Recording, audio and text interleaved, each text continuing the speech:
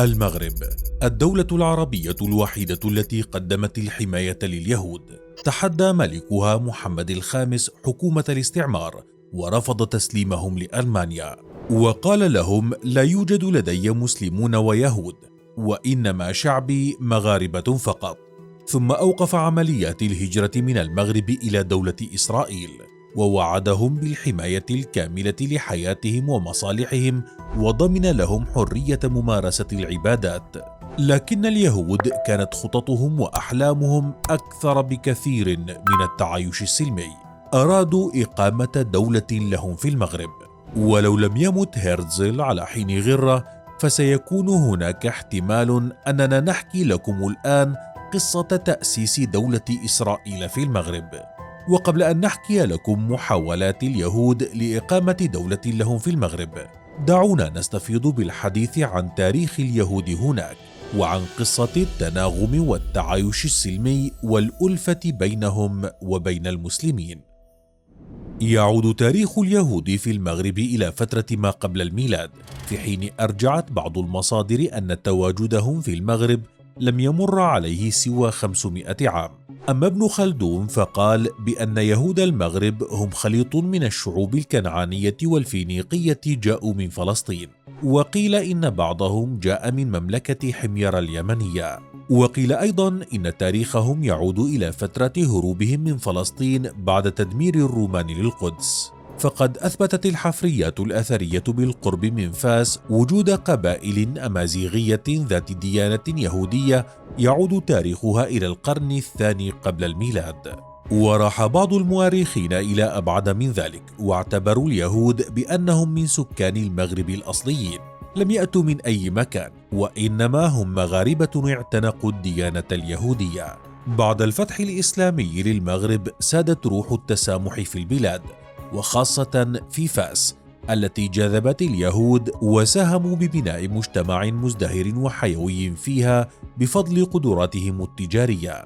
فقد سهلت قوانين الشريعة الإسلامية نمو المجتمع اليهودي في المغرب، إذ اعترف الإسلام بحق الجميع بحرية العبادة والحماية مقابل دفع الجزية. ولهذا السبب هاجر مئات الآلاف من اليهود الذين كانوا يعيشون في سلام في الأندلس تحت ظل الحكم الإسلامي، ولجأوا إلى المغرب بعد أن طردهم الإسبان.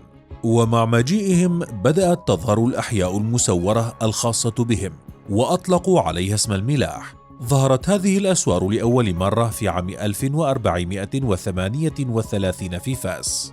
كانت هذه الأحياء تتمتع باستقلالية شبه تامة يتزعمها ويديرها الحاخام، ولم يشعر اليهود بالخطر سوى بعد قدوم الاستعمار الفرنسي وسيطرة حكومة فيشي الألمانية على مستعمرات فرنسا في الخارج.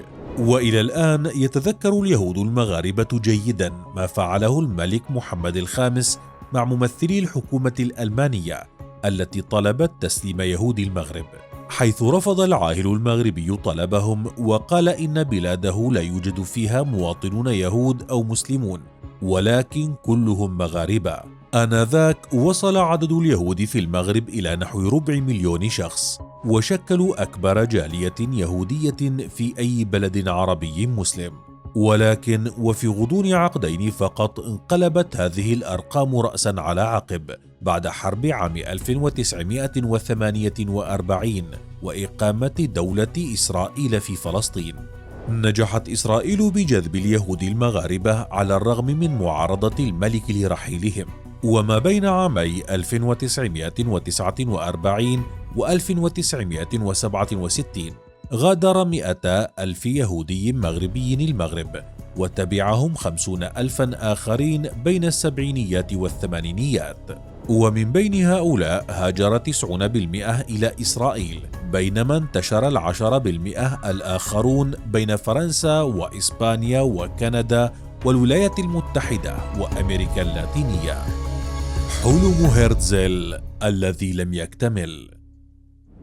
وطن للإسرائيليين في المغرب بدلا من فلسطين. لم يكن هذا الوطن بعيد المنال مثل بقية الاقتراحات التي ناقشتها المؤتمرات الصهيونية، والتي شملت دولا عدة حول العالم، منها الأرجنتين وأوغندا وليبيا وغيرها الكثير. والسبب في كثرة هذه الاقتراحات هو الانتهاكات التي كان يتعرض لها اليهود باستمرار في أوروبا وأمريكا. وصلت هذه المقترحات وغيرها إلى طاولة النقاش في المؤتمرات الصهيونية، لكن هناك مقترحات لم تصل لأسباب مختلفة، ونذكر هنا مقترح إقامة دولة لليهود في المغرب. ففي عام 2020 كشفت صحيفة يديعوت أحرنوت عن وثيقة سرية لتوطين اليهود الروس في المغرب، وتنص الوثيقة التي يعود تاريخها إلى عام 1903 على نقل يهود روسيا إلى المغرب نظرا لكثرة الاعتداءات التي طالت مجتمعاتهم هناك. في ذلك العام أيضا عرض وزير المستعمرات البريطاني جوزيف تشامبرلين على هيرتزل خطة أوغندا، والتي أدت إلى حدوث شرخ كبير في المؤتمر الصهيوني ورفضت في نهاية الأمر. وبعد أسابيع قليلة من طرح خطة أوغندا، فكر هيرتزل في اقتراح موقع آخر للدولة اليهودية، وهي منطقة وادي الحصان في جنوب غرب المغرب. وهذا ما أظهرته الرسالة السرية التي أرسلها هيرتزل إلى صديقه المقرب والناشط البريطاني جوزيف كافان. لكن بسبب موت هيرتزل المفاجئ في العام التالي نسيت الخطة وتم تجاهلها. إمارة بن مشعل اليهودية. قبل عدة قرون من خطة هيرتزل التي لم تبصر النور في المغرب، شهدت المملكة محاولة لإقامة دولة يهودية، وجاءت هذه المرة على يد اليهودي هارون بن مشعل الذي استغل توتر الأوضاع في المغرب الأقصى في عهد السعديين سنة 1610 للميلاد، وذلك بعد قضية العرائش ودخول سلاطين الدولة السعدية في نزاع دموي على السلطة. تسببت تلك الأحداث بفوضى عارمة أدت إلى تدهور الاقتصاد المغربي وانتشار المجاعة على إثر تعاقب فترات الجفاف.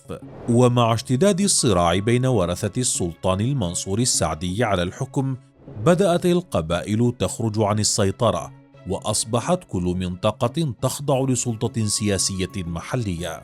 من بين هذه السلطات التي نشأت كانت دولة هارون بن مشعل في منطقة تازة، وهو المولود في مدينة وجدة وسط عائلة يهودية لها خبرة كبيرة في التجارة. كان رجلا طماعا وجشعا وسيء الطباع، استبد بكل من حوله وأسس لنفسه قوة تحميه ليلا ونهارا. بدأت قوة هارون تتنامى مع انهيار الدولة السعدية، ووجد أخيرا أن الفرصة لإعلان دولته قد حانت مع تضاعف أعداد قواته. يقول المؤرخ عبد الهادي التازي إن دولة إسرائيل كانت بالفعل على وشك أن تقتحم تازة ثم تعم فاس لتنساب منها إلى البلاد الأخرى. لكن هناك شاب مغربي كان يدرس في جامعة القرويين في فاس سيغير مجرى الأحداث في المغرب للأبد. هذا الشاب هو الرشيد بن الشريف الذي سيصبح فيما بعد المؤسس الفعلي للدولة العلوية، وكان على علم بما يخطط له هارون، لذلك قام بنصب الفخاخ له ونجح بقتله، واستولى على ثروته وعتاده العسكري، أمور لولاها لما تمكن الرشيد من إعادة توحيد المغرب مجددا تحت راية الدولة العلوية. وبذلك انتهت المحاولة الأكثر بشاعة لإقامة دولة لليهود في المغرب. يعيش في المغرب الآن 3000 يهودي، معظمهم في الدار البيضاء، وهناك محاولات مستمرة من المغرب لإعادة اليهود إلى بلدهم الأصلي لكونهم جزءا لا يتجزأ من تاريخ المغرب.